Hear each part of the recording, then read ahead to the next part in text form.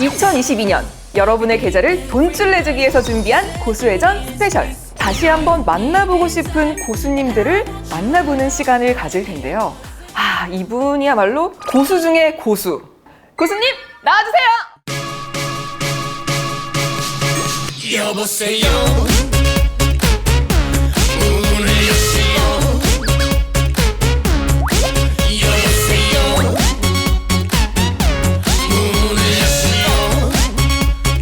문을 여세요. 수익문 열어드릴게요.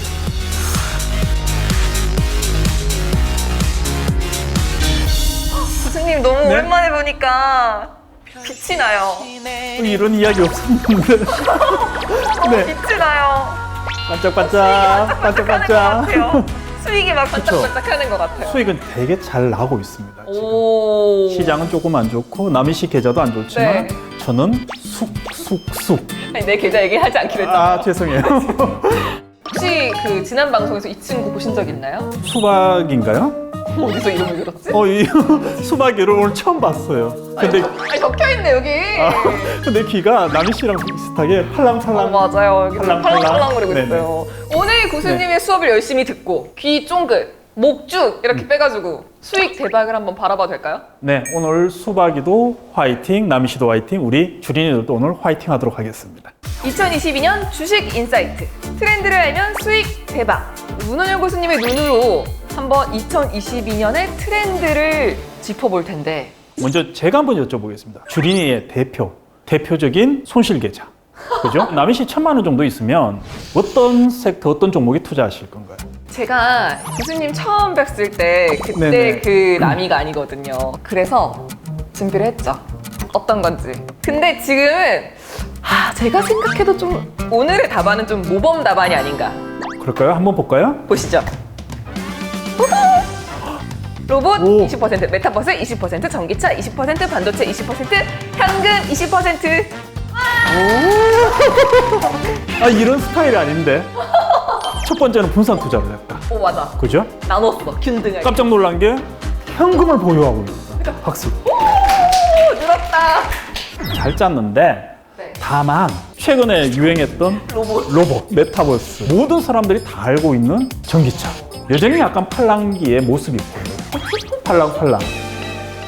고수님이 그럼 생각하실 때 2022년에 네. 이 섹터가 뜬다 하는 것들. 바로 결과가 나오고 바로 정답을 원하는 개인 투자자들도 주린이들이 많잖아요. 남희 씨처럼. 그래서 실패합니다. 일단 어떤 섹터를 공략을 할 거냐를 앞서서 우리가 주요 이슈들 한번 보자고요. 첫 번째 제일 중요한 이슈는 첫째는 코로나 바이러스. 또 그렇죠. 중요한 것은 작년까지 코로나 바이러스에 대해서 이제 악영향이라고 했다면 올해는 어떤 기대감을 좀 가질 수 있다? 해소가 될 것이다. 그렇죠. 해소가 될 것이다. 또 두 번째 주요 이슈는 금리 인상에 대해서도 우리가 한번 체크를 해봐야 될 것 같습니다.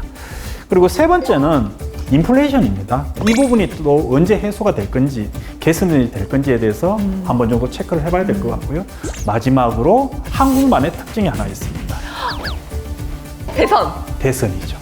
대선이 열리게 되면 어떻게 됩니까? 새로운 정부 정책들이 쏟아지면서 또 기업들이 거기에 따라 가지고 또 활발한 활동을 하게 됩니다. 그래서 우리가 지금 좀 지켜봐야 되는 부분들은 금리 인상은 지금 미국의 연준에서 나오기는 대략적으로 6월 내년에 최대 3회 정도 부스터샷을 맞기 시작했죠, 그죠? 네. 그래서 대략적으로 오미크론 변수에 대한 이야기까지 한다고 하게 되면 6월 달이 뭐다? 기준점이구나. 기준점이고 변곡점이다라고 판단하는 겁니다. 투자 전략을 상반기, 하반기로 나눠서 네. 어떻게 짜면 좋을까요? 제일 중요한 게 뭐죠? 금리 인상이 가장 그렇죠. 위험하죠. 2015년도 10월 달부터 2016년도 2월 달까지 그때 주가가 어떻게 됐느냐?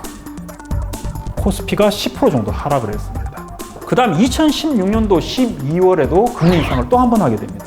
그때도 역시 뭐다? 주가가 빠지게 됩니다. 이때는 마이너스 10%. 두 번째 금리 인상은 마이너스 4%밖에 빠지지 않았다는 거예요. 그러게요. 그러면 올해 2022년도에 금리 인상을 3번을 한다고 합니다. 첫 번째는 얼마나 빠질까요? 10%쯤 빠지지 않을까요? 그렇죠. 그러면 9월 달에 금리 인상할 때는 그때는 한 뭐 5% 정도 5% 빠지겠죠. 빠지겠죠. 세 번째 12월 달 금리 인상할 때는 뭐 2%에서 3% 사이. 아니면 또 역으로 금리가 안정화돼서 오를 수도 네. 있다라는 거죠. 그럼 어떻게 해야 되겠어요? 대략적으로 4월 이후에는 현금에 대한 전략들은 분명히 고민을 해야 된다는 부분이고 두 번째 우리가 체크해야 될 부분들이 또 한 개가 있어요. 금리 인상을 하게 되면 가장 피해를 보는 업종이 어떤 업종이죠? 금리 인상을 하게 되면은 54321 땡! 54321 땡! 주식을 할 때 금리 인상을 하게 되면 제일 먼저 피해를 보는 거는 기술주, 성장주. 투자를 못 하는구나. 그쵸. 이자 때문에. 그렇죠.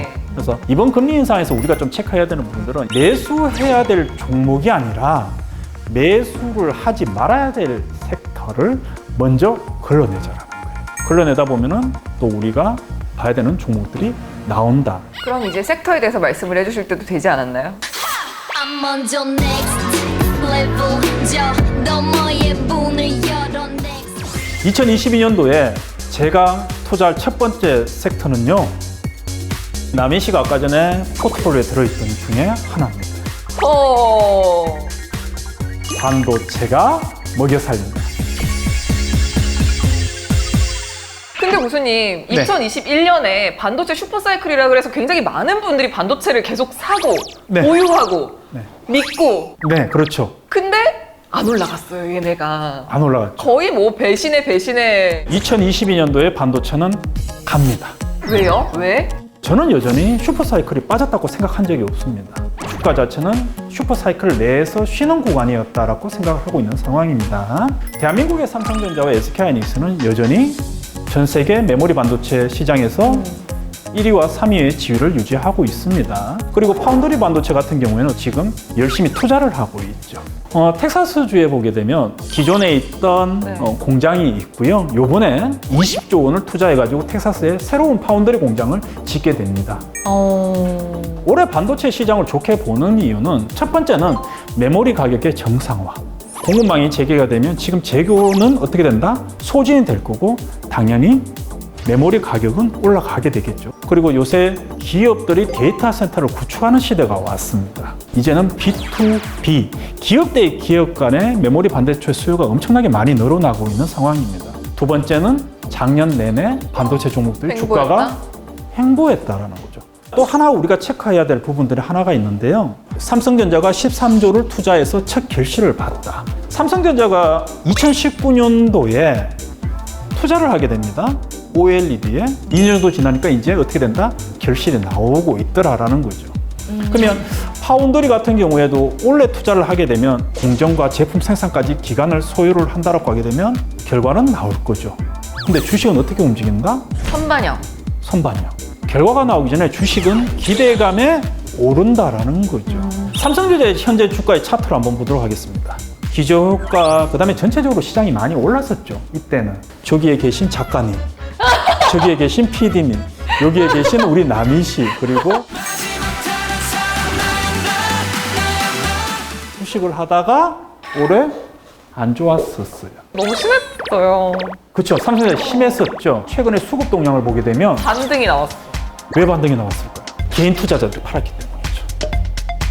개인 투자자들을 엄청나게 팔았고요. 외국인들은 뭐다? 이제 샀어요. 샀죠. 왜 샀느냐? 텍사스의 투자 이슈 같은 것들. 그 다음에 향후에 코로나가 풀릴 거고 공급망이 재개가 되고 가격적인 메리트가 생길 거다. 그래서 우리가 항상 주식을 하실 때는요. 큰 전제를 먼저 체크를 하고 난 다음에 종목을 보게 되면 조금 접근법이 용이하다. 이렇게 좀 이야기를 드리겠습니다. 요거는요. 좀 전에 나왔던 뉴스와 똑같은 내용인데 이 덕산네오로스가 뭐 하는 회사냐? OLED 관련 회사입니다. 2019년도에 차트를 보게 되면요. 어떻게 됐죠? 잠깐 시장이 안 좋을 때 조정이 나왔지만 그 이후에 주가가 많이 올라갔어요. 당시에 코스닥의 차트를 보면 어떻게 되죠? 역으로 계속해서 주가가 떨어졌었어요. 네. 이때 어떤 뉴스가 나왔다? 투자 뉴스가 나왔다. 좀 전에 봤던 OLED 삼성전자. 투자 뉴스. 장기적으로 모멘텀을 가지고 있는 뉴스에 대해서는 분명히 주목을 해야 되는 거고 그렇다고 하게 되면 반도체 종목들 상반기에는 봐야 된다. 그리고 또 우리가 하나 체크해야 되는 부분들이 2022년도에 보게 되면요. 전방업체들의 매물을 재고 소화 예상도인데요. 2분기 이후부터는 재고가 소진이 되면서 어떻게 된다? 좋아지는 업황을 보여줄 것이다.